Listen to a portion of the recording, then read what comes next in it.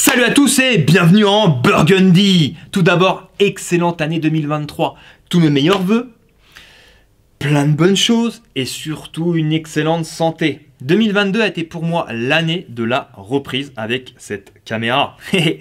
Mais aussi surtout l'année de la rencontre. Et oui, je me suis fait plein de super potes. Quand je dis tous les super potes, eh bien c'est tous les Los Fumeros Hermanos qui m'ont accueilli les bras ouverts. Et ça, c'était cool. Je remercie tous ceux qui ont eu le cran de franchir cette porte. Et j'espère un jour qu'on sera tous réunis, toute la petite bande là, afin de faire une super vidéo. Aussi, je remercie l'Atlas qui m'ont accueilli cette année, non, j'espère cette année, mais qui m'ont accueilli l'année dernière.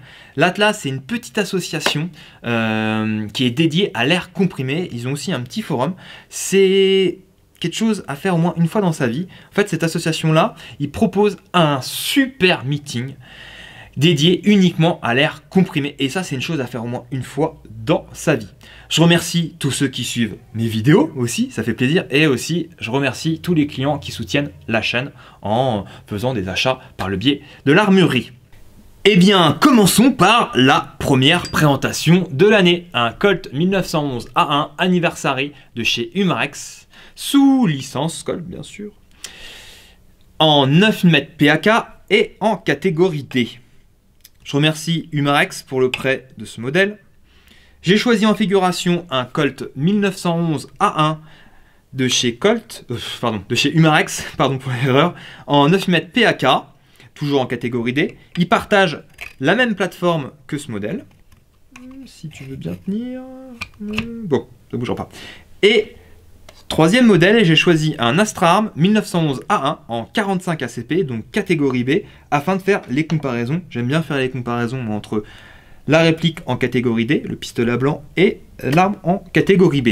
La légende raconte que chaque modèle, au niveau des finitions, vous voyez là, c'est une finition un peu matée. Ah oui, ça c'est intéressant, les différences entre les deux. Je reviens après là-dessus.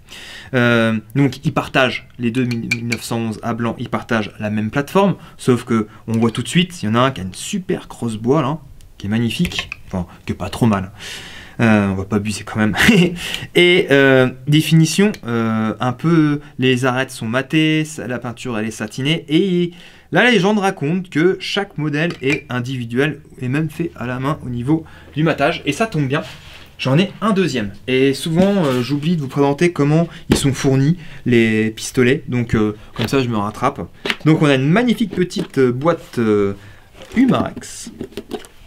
Un écouvillon de nettoyage, un embout lance-fusée.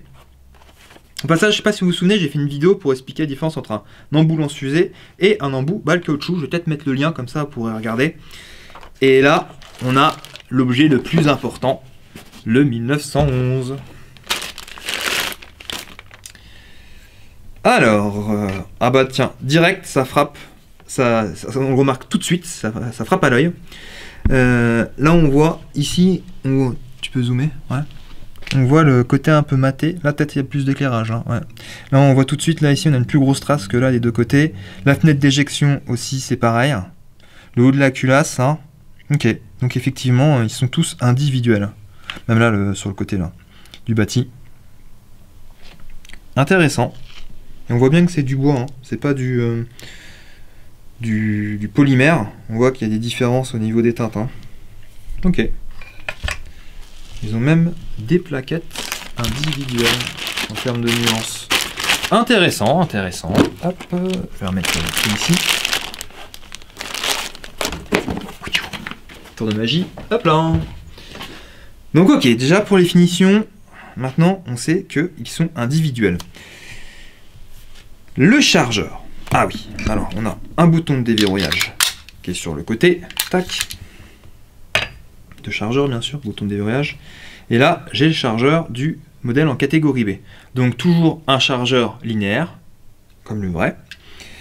Sur le catégorie B, c'est 7 coups. Et là, sur la version 9 pack, ou PAK, pardon, pistolet automatique NOL, eh bien on est sur du 8 coups. Et oui, elles sont en termes de diamètre, les étuis sont un peu plus fins. Qu'est-ce qu'on retrouve sur haut de la culasse? Eh bien, guidon fixe. Pierre, tu peux peut-être venir un peu plus près, non? Pour faire les zooms. guidon fixe. La hausse, là la hausse est fixe, là elle est dérivable sur ce modèle-là. Hop, la pédale de sécurité, ici, elle est factice. Et là on peut voir, hop. La pédale de sécurité, elle est bien fonctionnelle.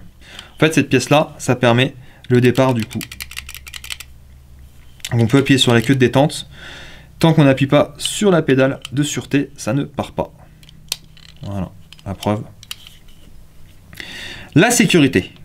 Donc ici, tant qu'on n'a pas armé le marteau, on ne peut pas l'actionner. Tac, donc là j'appuie, sinon j'ai beau appuyer sur la queue de détente, ça fait rien. Hop.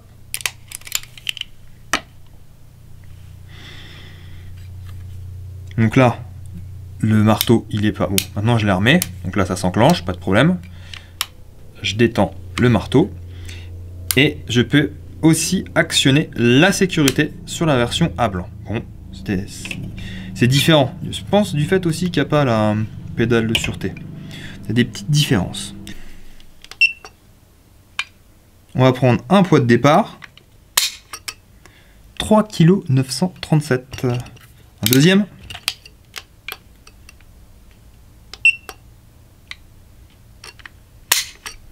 4,250 kg, oui.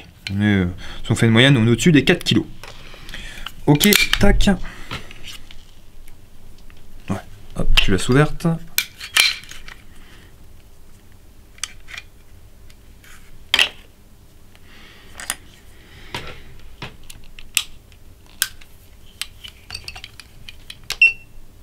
La version en B.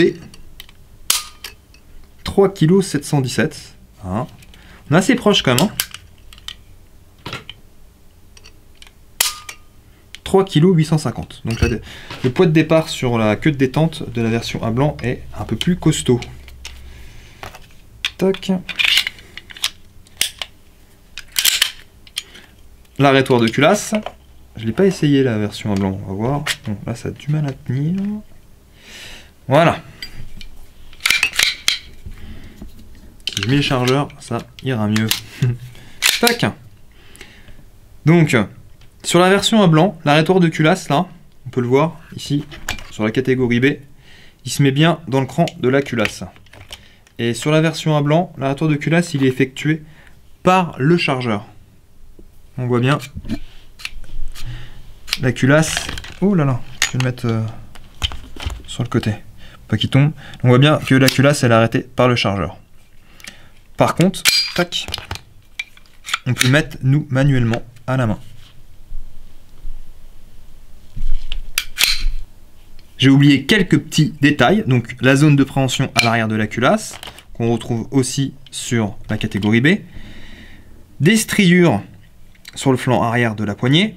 Le côté lisse, qu'on retrouve ici aussi. Et des striures sur la queue de détente. Ah, et dernier petit point assez sympa, là on peut retrouver les différents brevets. Donc le 20 avril 1987 avec le Colt Aimez-le 1900. La variante qui était en 1902, septembre 1902, et ainsi de suite. C'est sympa ça d'avoir fait les différents brevets là. C'est sympa, sympa. On retrouve aussi donc les marquages Colt. Un peu partout même je pense. Là on voit que c'est un modèle fait sous licence. Pas mal du tout. Peut-être, j'en suis pas sûr, mais il se pourrait que ce Colt 1911 Anniversary à blanc est une édition limitée. Le futur nous le dira. Ok, eh bien on va commencer à faire 2-3 tests. On va faire comme pour le Glock. On va faire un test TLD, donc à 8-9 mètres, 15 mètres et 20 mètres. Allez, c'est parti. On est parti pour un essai à 9 mètres.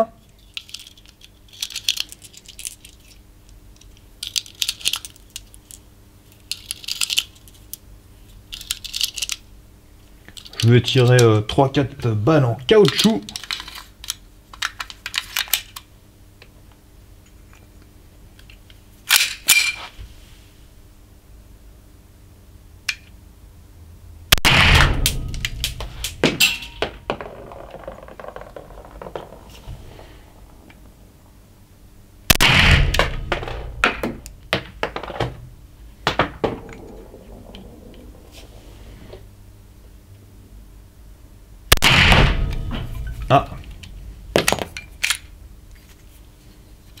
Cas où.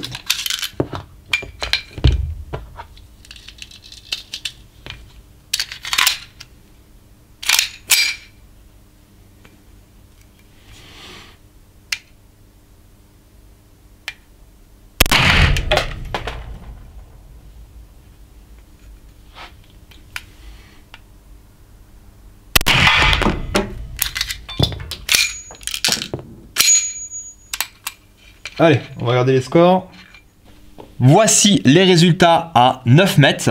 C'est pratique, les billes en 20 mm en caoutchouc, parce qu'on peut voir les impacts du pas de tir. Bon, bah les résultats sont corrects, à part cette bille là qui est partie. Bon, c'est comme ça, bon, on verra plus tard. Allez, et pour ceux qui sont intéressés, donc j'ai utilisé la hausse, point visé, point touché. Ok, eh bien nous revoilà aux 15 mètres cette fois-ci. J'ai rustiné. Et comme ça, je vais tirer donc point visé, point touché. On va voir si la trajectoire de la balistique change ou pas entre le Glock et celui-là. Hop.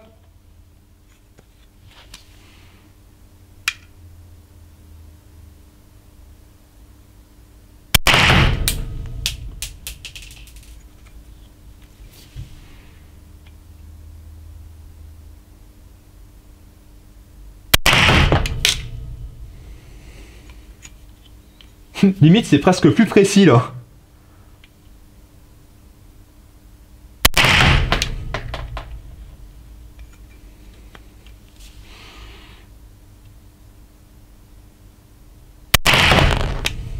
Ok.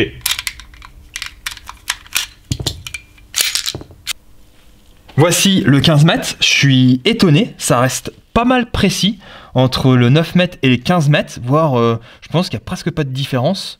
J'ai bien fait de rustiner. Et on peut apercevoir maintenant, en comparant avec la vidéo du Glock, qu'on a beaucoup moins de chutes. Juste une toute petite aparté, j'ai oublié de parler du démontage. Donc ils ont fait le système de verrouillage comme le vrai, avec un bushing, vous voyez, c'est la petite pièce qui tourne là, qui permet donc de verrouiller le bouchon du ressort de rappel. Hop là, voilà. Voilà, c'était la petite aparté. On est parti pour un 20 mètres, donc toujours point visé, point touché.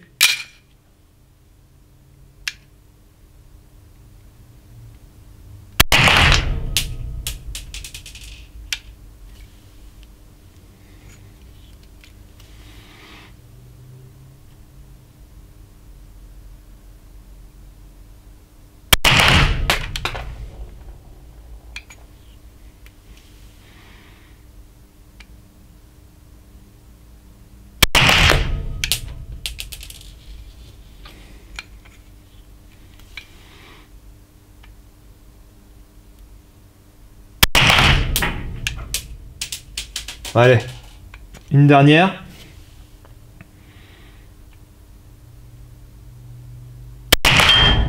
À 20 mètres, on peut constater que ça commence à ouvrir, mais on est toujours dans une cible C50. Ok. Nous arrivons à la fin de la vidéo. Eh bien, ça a été une bonne occasion d'essayer ce modèle parce qu'il partage la même plateforme avec le Colt 1911 Government A1 de chez Umarex, sous licence Colt aussi. Voilà, tu tiens. C'est pratique parce que quelqu'un qui voudrait avoir des informations sur ce modèle-là, eh bien, c'est quasiment le même, sauf que l'esthétique qui change. Voilà.